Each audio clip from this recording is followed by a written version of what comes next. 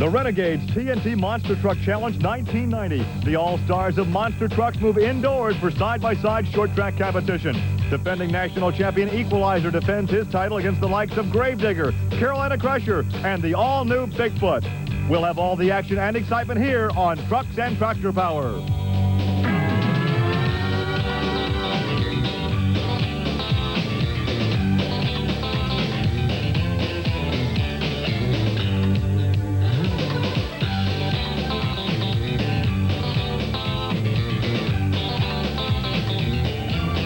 We're in the Mid-South Coliseum here in Memphis, Tennessee for Trucks and Tractor Power here on the Nashville Network. Hi, I'm Gary Lee alongside is Rich Hooser.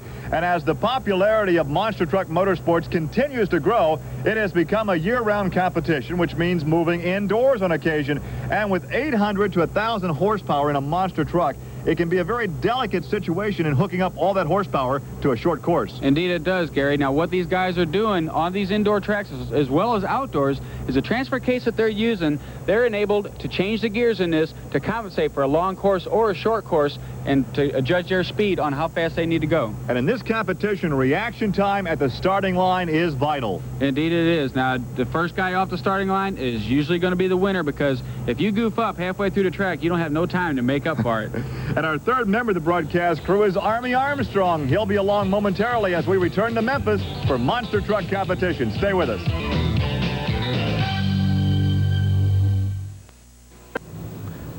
We are back with Trucks and Tractor Power from the Mid-South Coliseum in Memphis, Tennessee. First round competition, a bye run for your fast qualifier, Bigfoot number 8. This is Andy Brass out of St. Louis, Missouri. And a relatively easy run after turning a qualifying time of 3.79, but once again only a bye. Here are your matchups now for first round competition. Awesome Kong against Whiskey Business. Then it's the Buffalo Tremor and Playing for Keeps. Here's a good shootout between Gravedigger and USA 1.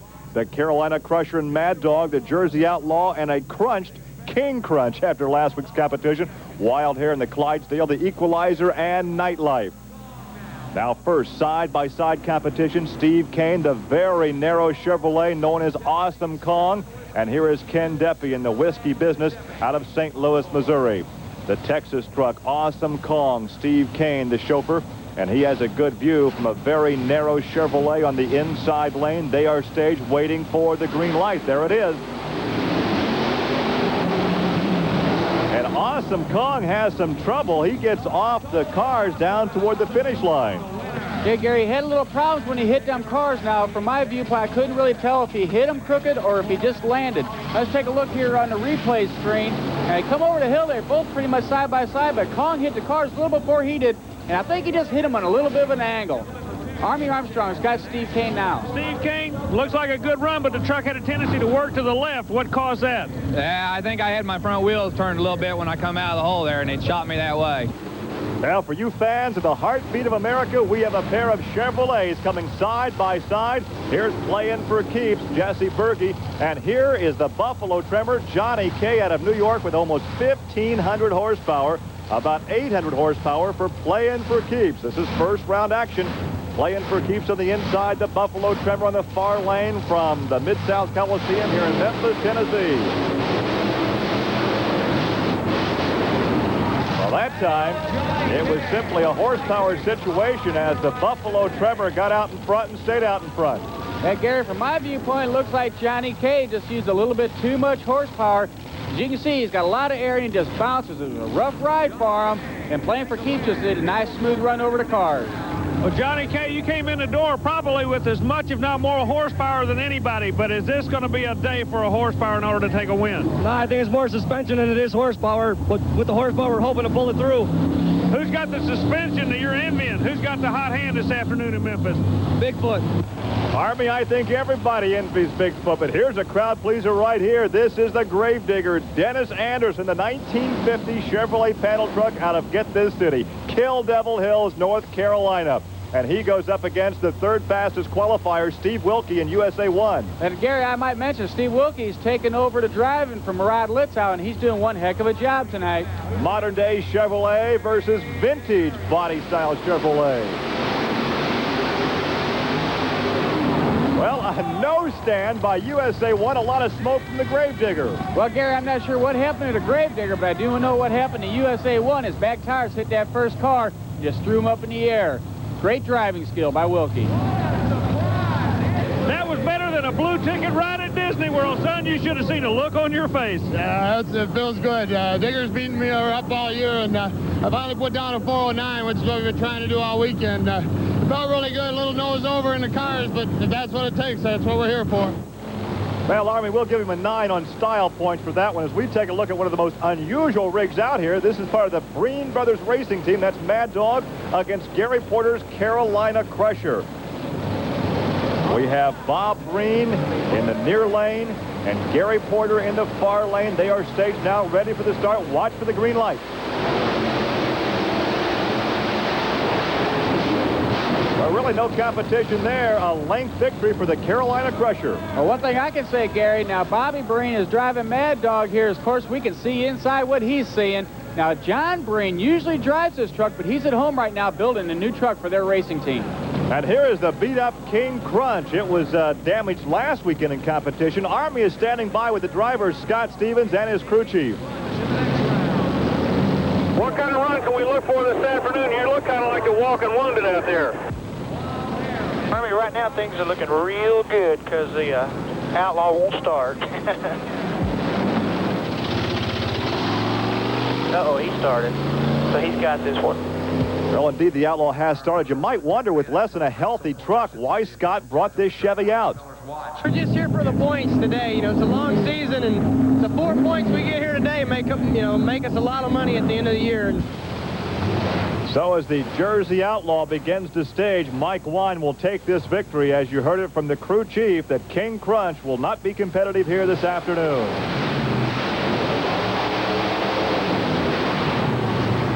The Outlaw takes the victory, and King Crunch was a bridesmaid waiting at the altar. Yeah, all he had to do was just get across the starting line there so he can accumulate his points.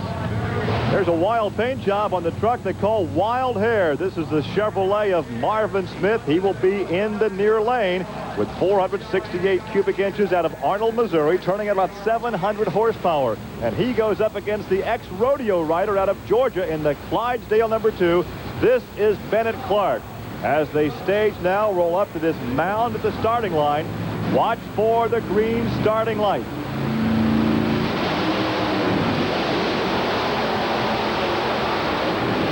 A close race to the midsection of those junk cars, but then at the very end, it was Marvin Smith taking the victory in the Wild Hair. Well, Gary, Bennett could have had that win, but I tell you, just like I mentioned earlier, you don't have time to change your mind about anything that happens on this short course. And what happened, he didn't give it enough gas, and his back end came like that, and it was too late. That was close, because that Clydesdale wasn't cutting you any slack. Well, I'll tell you what the problem's been all weekend, Army. I'm having a hard time with my carburetors. I can't get it to run right, so what I had to do, I backed off once I corrected to get the carburetors from popping out.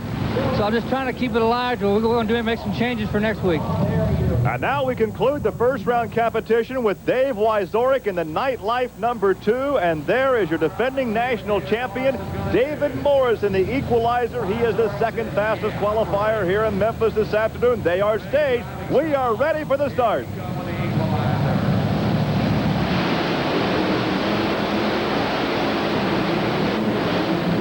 Oh, look at that run by Morris in the Equalizer. Well, Gary, he just took it nice and easy, if you ask me. That truck's able to go a lot faster than what it did. It was a picture-perfect run. He just came over the hill, no air, and as soon as he hit them cars, he just nailed it, almost cleared them all, but he was just able to beat out Nightlife. Second round competition coming up on Trucks and Tractor Power from the Mid-South Coliseum in Memphis. Stay tuned. Trucks and Tractor Power returns to the Mid-South Coliseum here in Memphis, Tennessee for round 2 competition. Here are your matchups. Bigfoot goes against Awesome Kong, and the Buffalo Tremor will match up against USA 1.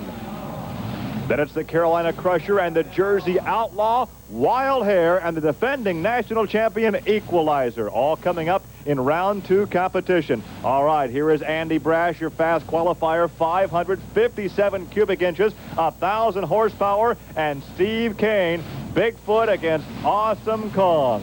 Of course, Bigfoot's keeping that left lane, Gary. He seems to like it. Of course, being the fastest qualifier, he'll have lane choice throughout the rest of the day. All right, Brass stages Bigfoot. Steve Kane stages Awesome Kong. Chevrolet against Ford.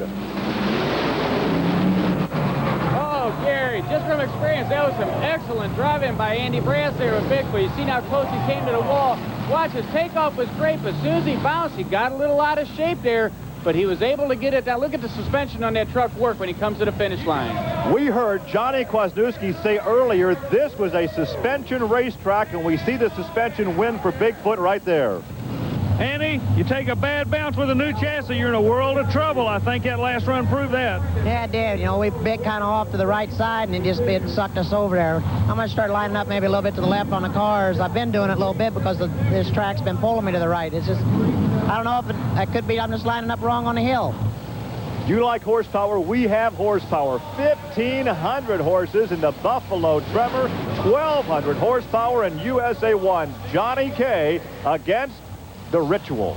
Steve Wilkie now, he's psyching himself out here. Now, I know from experience, you got to get your mind in frame of what you're about to do. It can be dangerous out there, so you got to just put everything out of your mind and keep control on what you're doing. The pre-race ritual from the cockpit of USA 1. Steve Wilkie, he is ready. Johnny K is ready. Let's see what the horses can do.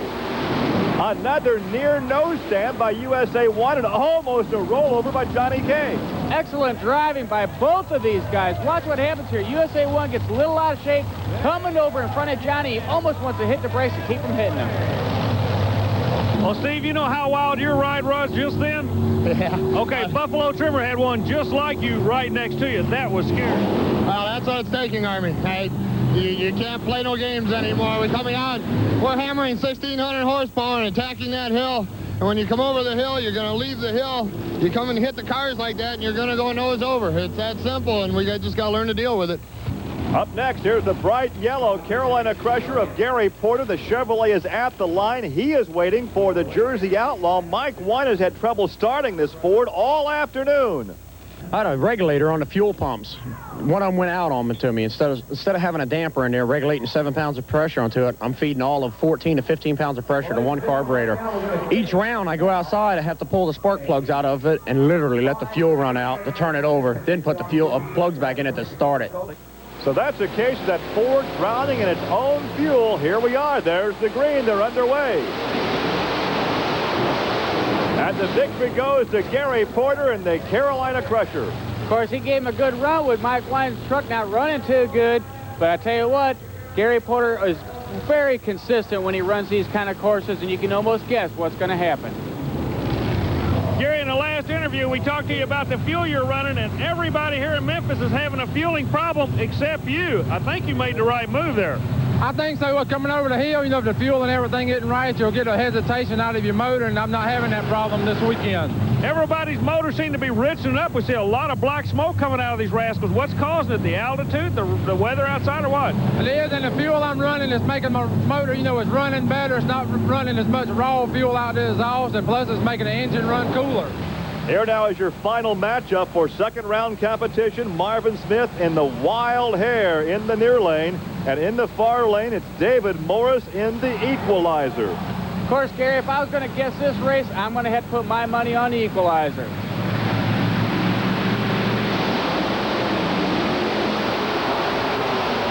Well, not a bad prognostication as the Equalizer takes the victory. He moves into the Final Four for the semis. And we can see what happened to Wild Hare right at the starting line. You've seen his tires spin, and he couldn't hardly get over the hill, and that gave Equalizer a big advantage. And Army is with David Morris. Why did you go to the other lane? All day long you've been running out of this lane, and bam, we get this far in eliminations, you jump over to no man's land. Why'd you do that? Well, the reason for that is Foot's got the fastest qualifying time here today, so he's going to have lane choice over anybody that he runs. Here in the Mid-South Coliseum in Memphis, we are down to the Final Four, and Rich Hooser, you have the matchups. Well, Gary, we're in the semifinals, and it's going to be a good one. In the first heat, we got Bigfoot going up against USA 1, and everybody knows that's always a tough race between Ford and Chevrolet. And in the second heat, Equalizer is going to be going up against the Carolina Crusher, who is not that good on indoor tracks, but he is awesome on the outdoor tracks. So in the semifinal round, it's going to be great. Well, Rich, here's a driver who's good inside or out. Andy Brass in Bigfoot number 8, the tube-frame monster truck. A lot of talk about this new suspension. This truck is running roughly 24 inches of travel in the rear and about 18 to 20 inches in the front. And it's like landing on new cars all the time. Steve Wilkie is the new driver of USA 1. He rates himself as a driver. I don't know, on a scale of 1 to 10, I'm probably in the 4 or 5 range right now. I'm fairly competitive, but it's going to get better. There's no love lost here. It's Chevrolet USA 1 against Ford in Bigfoot. And Andy Brass takes the victory, and once again, up on the nose is Steve Wilkie in USA 1. Let's take a look again. A good start for Bigfoot. Andy Brass, the two-frame Ford. But once again, trouble as the rear end rises up in the air. He almost comes over. Rich, talk to Steve and see what the problem was. Okay, Steve, you've been pumped up from winning all these rounds now. What happened on that last round against the Foot? Well, again, we got to run so hard to try and keep pace with the Foot here that we're hammering it off the line, and the rear tires hit that first car. And you go nose over, and all you can do is hammer it and try and drive it out and then try and stop before the bales. Well, talking from experience, you did an excellent job of keeping that truck under control. Thanks, Rich. Okay, hey, Andy, come here. Good job, buddy. Good job, Steve. Hey, both tremendous run. Now, both of you were a little nose down there coming across that set of cars. What did it feel like to you with that new truck? I didn't feel so bad with the truck. You know, it felt like we was running a little bit on the front end, but we just stayed in it. Well, here's a guy that prefers running outside. He tells us why. I like running outdoors better because there's room for a mistake, and if a truck has an advantage over you, have room to run down and catch them. We're in here, one mistake, you're a history. Well, horsepower used to be the big factor, but defending national champion David Moore's an equalizer predicts it will soon be the suspension. You're going to see a lot more trucks with different design suspensions on them that's going to help these trucks really move down the tracks fast. The Carolina Crusher, the near side, the equalizer, the far lane. Who will go up against Bigfoot in the championship round? It's the equalizer with an easy victory. Of course, his suspension was working great there, Gary, as we're going to see here on the replay. Watch this truck. It's just running perfect. Now, going up against Carolina Crusher, it's not an easy win. You got to work for it.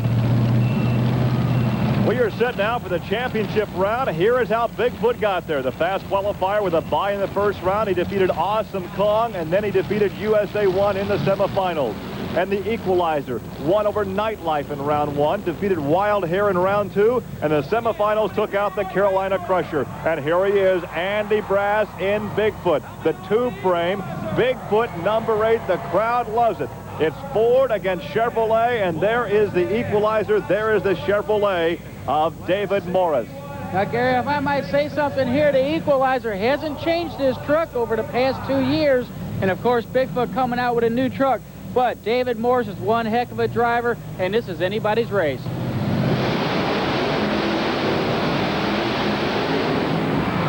And it looks like a photo finish between the fastest qualifier, Bigfoot, the second fastest qualifier, the equalizer. They get a good equal jump off that green starting light. A lot of air under Bigfoot.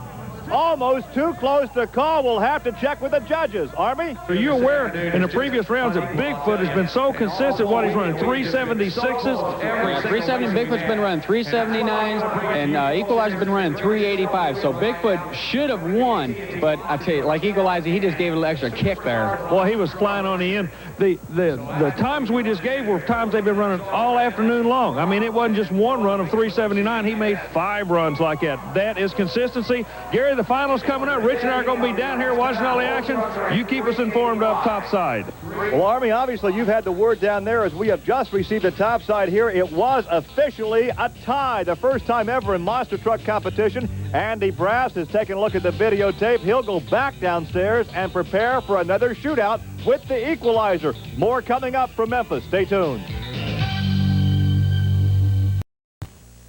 Trucks and Tractor Power back in Memphis as they are staging these two monster trucks for the championship run. It's Equalizer and Bigfoot as we take a look back now, a slow motion replay of the dead heat that we have just seen from the Equalizer side of the racetrack.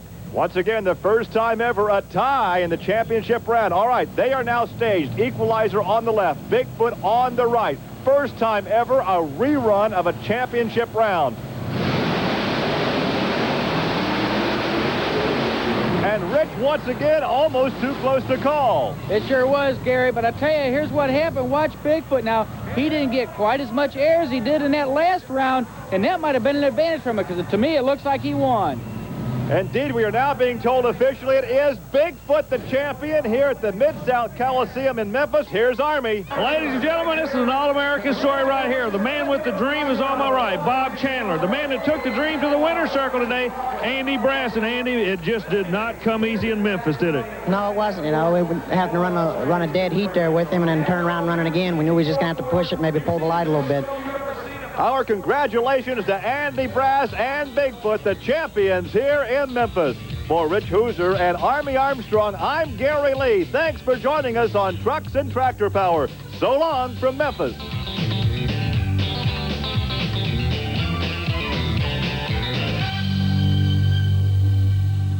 Hi, everybody. I'm Gary Lee. Let me tell you about an exciting new video from Diamond P called Shake, Battle, and Roll. Relive the greatest moments of monster racing with Equalizer, USA 1, Gravedigger, and all the stars going head-to-head for the championship. Mudbogging's All-Star Nationals provide all the speed and thrills that motorsports fans hope for. You'll love to watch the best drivers in the sport battle the slime for the fastest time. As if that's not enough, Shake, Battle, and Roll also features the raw power of pulling in 3 classes. Shake, Battle, and Roll is 70 minutes of incredible motorsports memories on one video cassette.